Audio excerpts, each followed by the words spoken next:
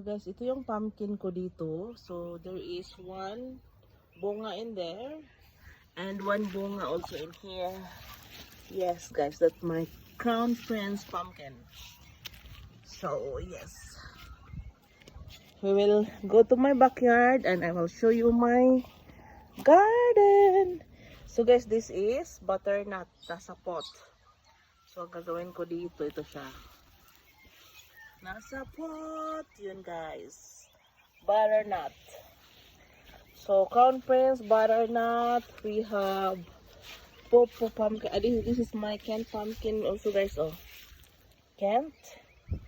And we have here the Popo. Popo pumpkin. Ito siya. Cute. Daming namatay nitong snails, guys, kasi nilagyan ko ng snail bites. Ito siya, guys. Oh, ito yung this is my first canned pumpkin. Look at the pumpkin. Woohoo! Then marami pang bunga dyan dito, guys. I think this is back in our garage. Yes. And yes. So this is back in our garage. This is, yes, I make a, of course, garden. And another here. Yan. So we will get inside to my garden, and yes, yung doggy is very noisy.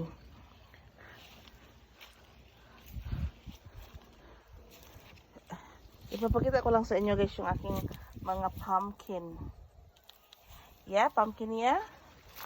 So yung kunin ko itong leaves ng ano. Oh. Yes. So in there, this is side of, no. Kita ninyo, guys, yung mga pumpkin ko, guys. Oh, I don't know much. This is Popo pumpkin. Yes. And here. Thank you, Lord. Sa abundance garden ko. Dito din, guys, meron din Popo dito. Pumpkin. Yan.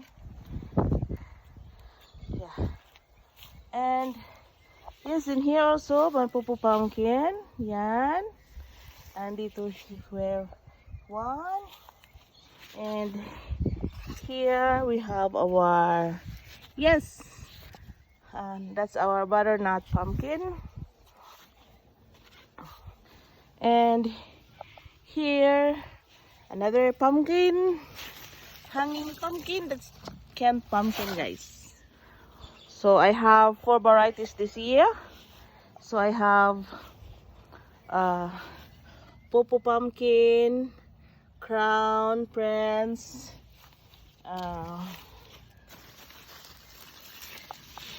Kent, Kent pumpkin. Dito sila. And I'm gonna be grateful for my pumpkin.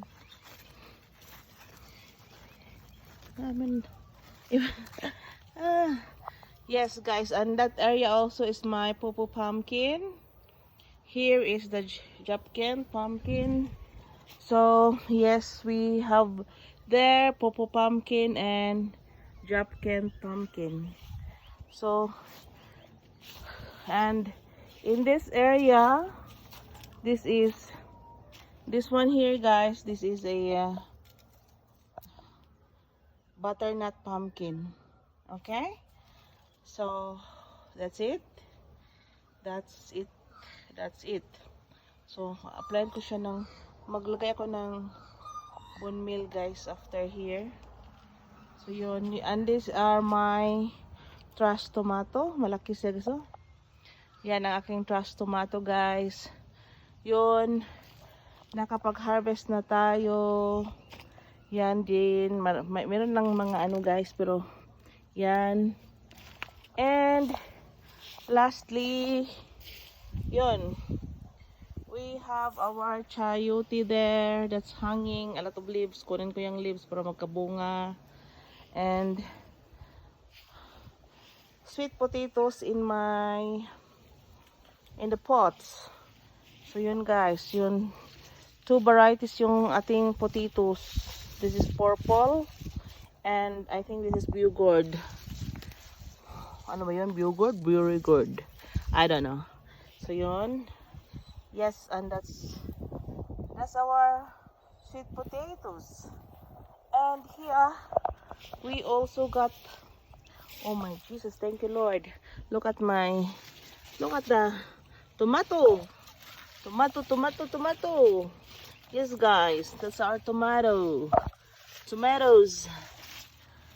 Yes, and yes, that's our butternut. So I have 4. And look at my, yes, that's our, of course, that's our Crown Prince pumpkin. And that's our tomatoes. I have a lot of tomatoes, guys. Today I will make a chili sauce. So yes, that's Andy.